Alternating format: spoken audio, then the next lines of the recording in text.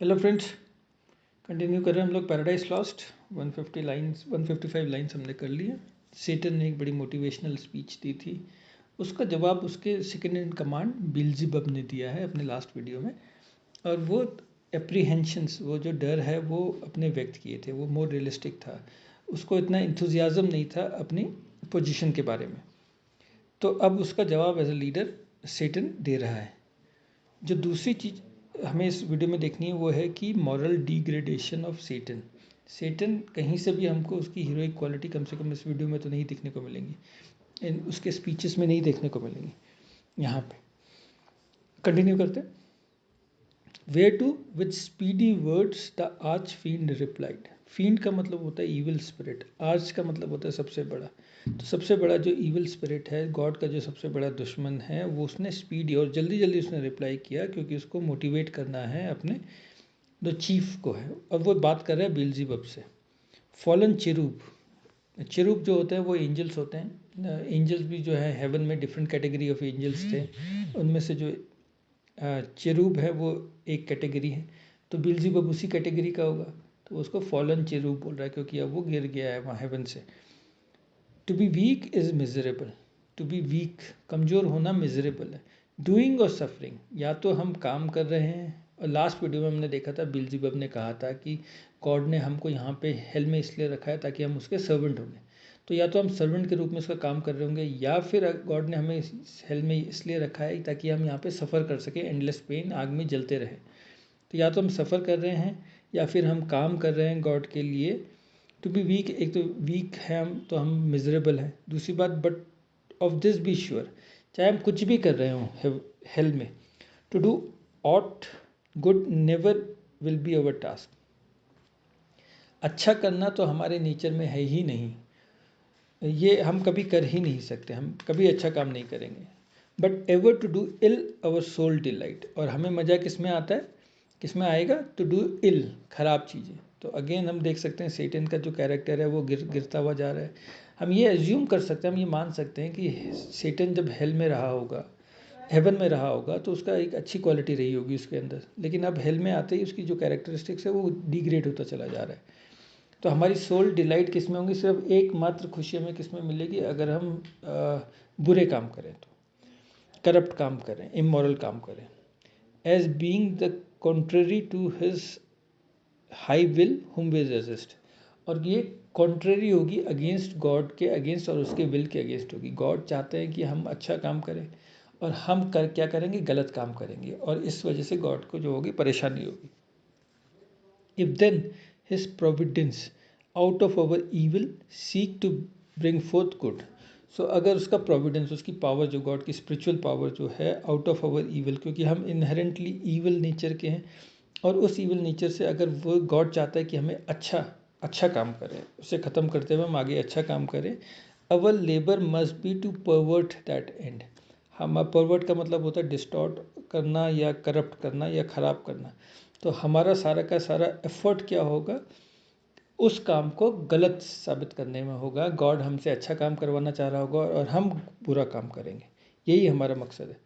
And out of good still to find means of evil, और अच्छाई में भी हम बुराई ही ढूंढेंगे।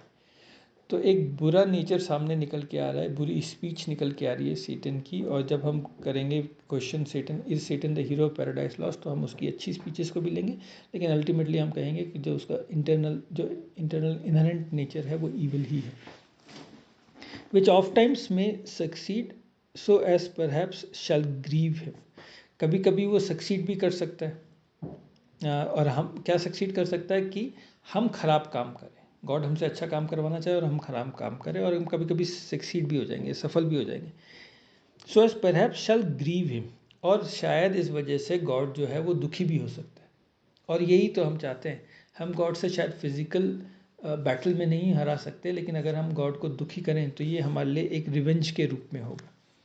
If I fail not and disturb his inmost counsels from their destined aim, और इफ़ आई फेल नॉट का मतलब अगर मैं गलत नहीं हूँ, and disturb his inmost counsel, और गॉड एक एडवाइस के रूप में हम तक भेज रहे हैं, अच्छी एडवाइस, और चाहते हैं कि हम लोग अच्छा काम करें, लेकिन हम क्या करेंगे, वो जो एम जो गॉड ने लिया हुआ है हमारी तरफ अच्छे काम करने का, हम उसको भटका देंगे उसके सही रास्ते से और हम करेंगे हमेशा गलत काम ही।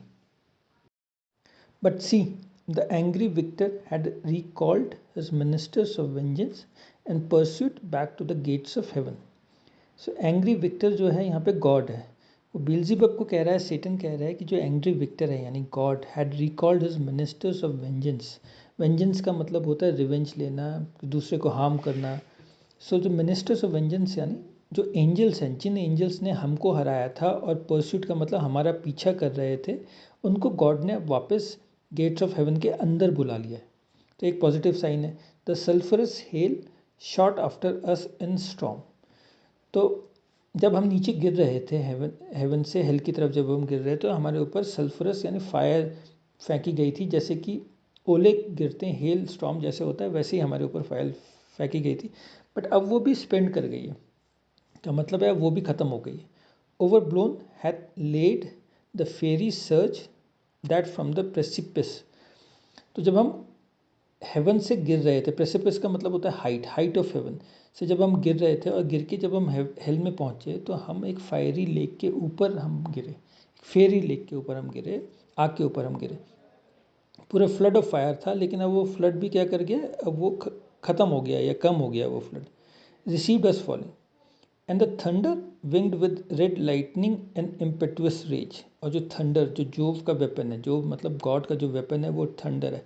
विंग्ड का मतलब उसकी स्पीड डबल हो गई थी, with red lightning and impetuous rage मतलब गुस्से में, इम्पेटुअस का मतलब उसके पास एक मोमेंटम था, रेज का मतलब गुस्सा, गुस्से की वजह से उसके पास और ज़्यादा स्पीड थी और ज़्यादा ताकत थी, क्योंकि हो ही जाती जब हमारे अंदर गुस्सा होता है, तो हमारे अंदर ताकत और स्पीड भी थोड़ी ज़्यादा हो जाती है, वही इस थंडर के अंदर भी थी। Perhaps had spend his shaft, shafts का मतलब होता है एरो, लेकिन हम थंडर प्रॉब्ली स्पेंड कर गया, वो भी ख़त्म, उसकी ताकत भी अब शायद ख़त्म हो गई है। And ceases now to bellow through the vast and boundless deep. Vast and boundless deep chaos है या हेल है, जो कि बॉटमलेस एंड है। बेलो का मतलब होता है इको करना या रोर करना, जो टेरिफाइंग नॉइज़ जो थी वो उसकी वो अब ख़त्म हो गई है, क्योंकि तो ये सारे के सारे पॉजिटिव साइंस हैं हमारे लिए। Let us not slip the occasion. अब हमारे लिए कुछ फेवरेबल ओकेजन आया है। ये 4 एग्जांपल्स हमने देखे हैं, जैसे कि द गॉड है उसने अपने मिनिस्टर्स को वापस बुला लिया है, या ये फेरी सर्ज जो है वो सबसाइड हो गई है, ठीक है, या जो थंडर है उसने अपना स्पेंड, जो उसके थंडर जो वेपन है उसके एरोज जो हैं वो अब ख़त्म हो गई हैं। इस तरीके के एग्जाम्पल हैं जो कि अब काफ़ी टाइम बाद हमारे फेवर में आए हैं, और इस फेवरेबल एग्जाम्पल को, इस फेवरेबल ओकेजन को हमें अपने हाथ से स्लिप नहीं होने देना चाहिए। ये फेवरेबल ओकेजन शायद इस वजह से आए हैं कि वेदर स्कॉन और satiate fury yield it from our फोल्ड। शायद भगवान जो है वो स्कॉन कर रहा है हमारी तरफ, स्कॉन मीन सीरियस कंटेम्प्ट, या हमारी परवाही अब उसने करनी छोड़ दी है।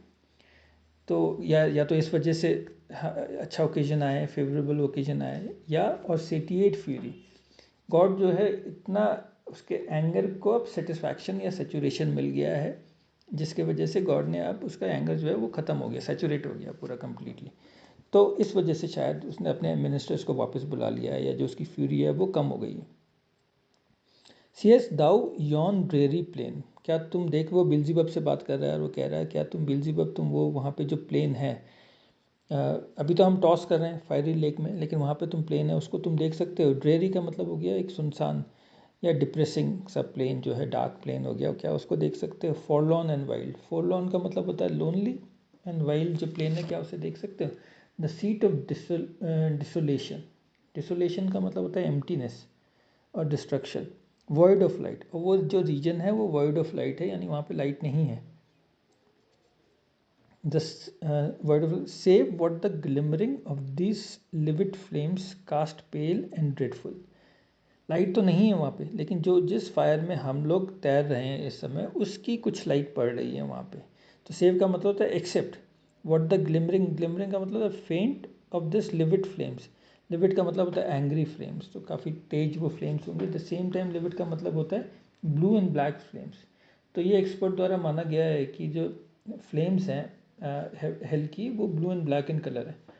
तो एक्सेप्ट ये इस फ्लेम का जिसमें हम अभी टॉस कर रहे हैं फायरी लेक का, उसकी जो लाइट पड़ रही है, इसके अलावा उस रीजन में प्लेन में कोई भी और लाइट नहीं है, वो कंप्लीट डार्क है, कास्ट पेल एंड ड्रेडफुल, जो ड्रेडफुल रीजन है वो।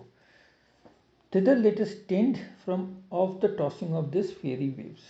उधर हम लोग चलते हैं और इस जो टॉस कर रहे हैं हम, जब आदमी तैर रहा होता है तो फिर वो टॉस कर रहा होता है वेव्स में, तो हम फायरी लेक्स में भी टॉस कर रहे हैं। अब यहाँ से चलते हैं और वहाँ जाते हैं, क्योंकि अब इसके ये भी थोड़ी सबसाइड हो गई फायरी लेक जो है।